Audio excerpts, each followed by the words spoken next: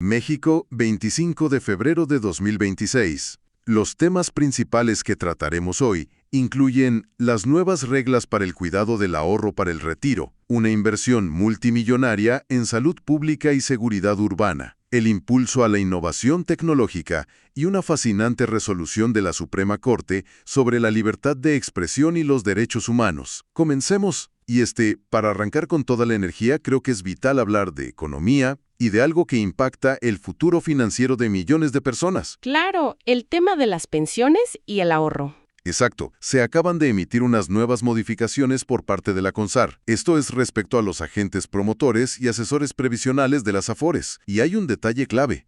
Un cambio muy específico en estas nuevas directrices que altera por completo cómo se gestiona este dinero. Resulta que ahora las instituciones educativas también van a poder certificar a estos agentes. Lo fascinante aquí es el mensaje subyacente sobre la profesionalización. Porque si lo analizamos con detenimiento, no estamos hablando de, digamos, vendedores de un producto de catálogo. Estamos hablando de personas que gestionan el patrimonio de toda una vida de trabajo. Sí, de 30 o 40 años de esfuerzo. Totalmente. Y históricamente, este sector a veces dependía de certificaciones más internas o procesos, menos rigurosos en lo académico. Al abrir la puerta para que universidades o centros educativos avalen la capacidad técnica de los asesores, la verdad es que se eleva la barra por completo. Y es que, imaginemos el escenario. Alguien lleva décadas ahorrando. Lo último que desearía es que quien invierte ese dinero sea alguien que, no sé, solo tomó un curso rápido de ventas un fin de semana. Se busca un profesional avalado, alguien que entienda de finanzas reales. Exactamente, finanzas reales y actualizadas. Y por eso me llama mucho la atención que las nuevas reglas también exigen crear una base de datos centralizada. O sea, habrá un registro nacional para tener un control absoluto. ¿Quién está certificado? ¿Quién está suspendido por malas prácticas? El historial completo de cada asesor. Un filtro de calidad constante. Así es. Y un punto no menor. Este registro tendrá una vigencia estricta de 3 años. Pasado ese tiempo, hay que volver a demostrar conocimientos. Y bueno, para entender la urgencia de esta recertificación constante, basta con observar el entorno económico actual, que simplemente no perdona a quienes no están al día. Por ejemplo, de acuerdo con el dato más reciente del INEGI, la inflación tuvo una variación quincenal del 0.25% tan solo en la primera quincena de febrero de este año. Una fluctuación rapidísima. Sí, y al mismo tiempo el Banco de México ha estado ajustando las tasas de interés. De manera muy puntual, el valor de la unidad de inversión, la famosa UDI, ya llegó a los 8.715710 pesos. Ya superó la barrera de los 8.70. Claro, y para quienes escuchan y quizá no están familiarizados a profundidad con el término, la UDI es básicamente esta unidad de valor que se creó hace décadas en el país para proteger el dinero de la inflación. Sube conforme suben los precios. Es un mecanismo de defensa. Su valor se ajusta con la inflación para que el dinero no pierda poder adquisitivo con el paso del tiempo. Entonces, proteger el ahorro en un entorno tan dinámico, donde la inflación y las tasas fluctúan constantemente, pues requiere asesores que no solo sepan convencer a un cliente de firmar un traspaso de Afore. Claro, que no sean solo persuasivos. Exacto. Necesitan entender profundamente de macroeconomía, de rendimientos netos reales frente a la inflación y de proyecciones a largo plazo. Al forzar una recertificación cada 3 años y centralizar la información, la autoridad busca blindar al trabajador, evitar asesorías deficientes que podrían costarle, literalmente, años de tranquilidad en su vejez. Es un nivel de exigencia que refleja la complejidad del mercado actual. Y hablando de complejidad y de mover la economía hacia adelante, pasemos al tema de la innovación. Me parece fundamental analizar cómo se está inyectando capital al desarrollo tecnológico. Un tema crucial ahorita. Sí, porque la Secretaría de Hacienda distribuyó más de 561 millones de pesos durante el ejercicio fiscal anterior, exclusivamente como estímulo fiscal a la investigación y desarrollo de tecnología. Y ojo aquí, no es regalar dinero a fondo perdido, es un estímulo diseñado para incentivar a las empresas a crear. Generar valor real. Justamente. Y para ponerle rostro a esta enorme cantidad de dinero, hay ejemplos específicos en la industria. Uno de los proyectos beneficiados es un sistema inteligente modular de gestión energética y térmica en automotriz. Y es que esto representa un cambio de paradigma crucial. Estamos hablando del intento de transitar del famoso modelo de hecho en México al modelo de inventado en México. Los 561 millones de pesos en estímulos fiscales no representan un gasto administrativo para el Estado. No es dinero que se esfuma. Para nada. Es una inversión estratégica que busca transformar el tejido productivo del país, pasar de la manufactura tradicional, que es, digamos, el simple ensamblaje de piezas creadas en otro lado, a la creación de propiedad intelectual propia. Ese es el único camino viable hacia el desarrollo económico sostenido. Porque proyectos como el de la gestión térmica automotriz generan patentes. Sí. Y requieren contratar ingenieros de altísima especialización. Y lo más importante, anclan el valor agregado dentro de las fronteras nacionales. Es fascinante, porque demuestra que no solo se está armando un coche, se está inventando la tecnología que lo hace funcionar mejor. Pero a la par de este impulso hacia el futuro y la alta tecnología, el Estado también está tomando medidas de protección comercial muy firmes para las industrias más tradicionales. El otro lado de la moneda. Exacto. Un ejemplo reciente es la conclusión de un análisis por parte de la Secretaría de Economía, aplicando el famoso mecanismo antidumping a las vajillas y piezas de cerámica originarias de China. Un sector sumamente tradicional. Y para que quede clarísimo, el antidumping es básicamente poner un freno cuando un país extranjero inunda el mercado con productos a precios artificialmente bajos, incluso por debajo de lo que cuesta fabricarlos, esto para quebrar a la competencia local. Es una descripción perfecta y muestra una estrategia económica de dos frentes que resulta sumamente coherente para un país emergente. Por un lado, inyectas capital a la innovación de alta tecnología para el futuro. Los 561 millones que mencionábamos. Ajá, pero por el otro, reconoces que esa transición lleva tiempo. Mientras ese ecosistema tecnológico madura, es indispensable evitar que sectores tradicionales y generadores de miles de empleos, como el cerámico, sean arrasados por prácticas desleales de comercio internacional. Proteger la base y empujar la punta. Es la manera en que una economía logra escalar en las cadenas globales de valor sin dejar a la mitad de su fuerza laboral desamparada. A ver, vamos a desempacar esto. Porque la inversión del Estado no solo se da en la industria o en la macroeconomía, sino en el tejido social mismo. Y aquí pasamos al ámbito de la salud, que presenta estrategias de una escala monumental. Sí, los nuevos presupuestos. Se han emitido los lineamientos de un nuevo programa federal de atención a la salud, el programa E031, para este año, con un presupuesto asignado de más de 32.3 mil millones de pesos. Es una cifra inmensa. Es una inyección de recursos sin precedentes recientes para ese rubro específico. Y hay que subrayar un aspecto que es el corazón de esta iniciativa. Este presupuesto está dirigido específica y exclusivamente a la población sin seguridad social. Es decir, a quienes no cuentan con un esquema formal, enfocándose en brindar servicios de alta especialidad a través de los institutos nacionales de salud y los hospitales federales de referencia. Y para profundizar en cómo se va a ejecutar esto, es crucial entender que el paradigma de la administración pública está cambiando. Ya no se trata solo de asignar una bolsa de miles de millones de pesos y esperar que la situación mejore por arte de magia. Aventar el dinero al problema, digamos. Exacto, eso ya no basta. Se trata de medir resultados de forma científica y auditable.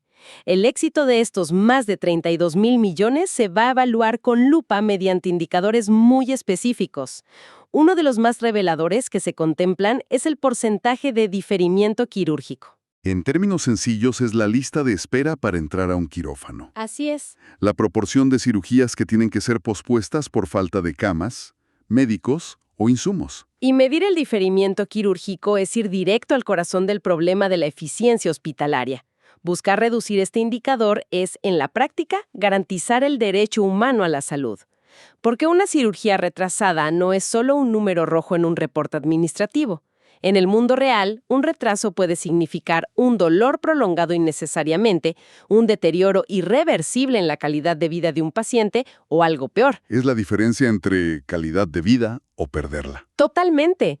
Además, a la par de fortalecer estos grandes hospitales federales, la estrategia requiere capilaridad, llegar al terreno. Por eso se observan convenios recientes muy fuertes con los estados. Ah, claro, las transferencias directas. Por ejemplo, hay acuerdos con Guerrero por más de 200 millones de pesos y con Guanajuato por más de 80 millones. Están diseñados para transferir insumos médicos y recursos directamente para acciones de salud pública a nivel local. Es una estrategia de pinza, alta especialidad a nivel federal y recursos directos en el terreno estatal. Y la verdad es que proteger el cuerpo de los ciudadanos en un hospital nos lleva de manera muy natural a cómo se protege a la comunidad en su entorno diario. Es muy interesante cómo esta visión de salud pública se entrelaza y conecta directamente con la seguridad y la infraestructura urbana. Van completamente de la mano. No son temas que vivan separados. Por ejemplo, hay un convenio reciente entre la Secretaría de Infraestructura, Comunicaciones y Transportes y la Sedena para inyectar 100 millones de pesos en un proyecto llamado Senderos Seguros, Camina Libre, Camina Segura, esto en el municipio de San Luis Río Colorado, en Sonora. Un proyecto importantísimo. Y a esto se suman otros convenios liderados por la SEDATU para obras comunitarias de mejoramiento urbano en lugares como Ahuacatlan, Nayarit. Se interviene el espacio físico directamente. Es que esa conexión que mencionas es vital. El diseño del espacio público es, de hecho, una de las herramientas más poderosas de salud y seguridad preventiva que existen. ¿Cómo funciona esa prevención en la práctica? Bueno, un sendero que está bien iluminado, pavimentado y que cuenta con visibilidad altera positivamente el tejido social de una comunidad entera. Desde la perspectiva estricta de la salud pública, fomenta la actividad física al permitir que la gente camine o use bicicleta sin temor. Claro, la gente sale de sus casas. Y desde la perspectiva de la seguridad ciudadana, la recuperación del espacio público desplaza físicamente a la delincuencia. Cuando las instituciones de obra pública, las Fuerzas Armadas en su papel de constructores y las Secretarías de Desarrollo Urbano convergen en proyectos municipales, se reconoce una realidad profunda. Que la seguridad no es solo reactiva. Exacto. La salud y la seguridad no solo se logran construyendo más clínicas o comprando más patrullas, sino rediseñando ciudades que abracen y protejan a quienes las habitan. Aquí es donde se pone realmente interesante el análisis, porque la protección de los ciudadanos en el espacio físico, en las calles, nos lleva inevitablemente a la protección en el ámbito legal. Y quiero pasar a una resolución reciente de la Suprema Corte de Justicia de la Nación. Es la acción de inconstitucionalidad 49-2025. Un fallo muy revelador. En esta sentencia, el máximo tribunal invalidó una serie de normas contenidas en las leyes de ingresos de varios municipios en el estado de Oaxaca. Y lo peculiar aquí es lo que estas normativas municipales pretendían cobrar como multas. Castigaban actos descritos de manera sumamente vaga. Ambiguos a más no poder. Cosas como causar escándalos en lugares públicos, cometer faltas de respeto a la autoridad o incluso proferir palabras altisonantes. Si conectamos esto con el panorama general de los derechos civiles, el razonamiento jurídico detrás de esta invalidación por parte de la Corte es una clase magistral sobre el Estado de Derecho. El tribunal determinó que estas leyes eran inconstitucionales precisamente por ser extremadamente ambiguas. Esto nos lleva a un concepto jurídico fundamental que se llama tipicidad. Que es decir, que las reglas del juego tienen que estar escritas con una precisión absoluta en la ley. No te pueden castigar por inventarse una falta en el momento según el humor del funcionario en turno. Ese es exactamente el principio de tipicidad. La ley debe ser clara, precisa y exacta respecto a qué conducta es ilegal. La pregunta central que analizó la Corte fue ¿qué define exactamente un escándalo? ¿Qué es una actitud indecorosa? ¿O quién tiene la última palabra sobre lo que constituye una falta de respeto? Es que queda interpretación libre.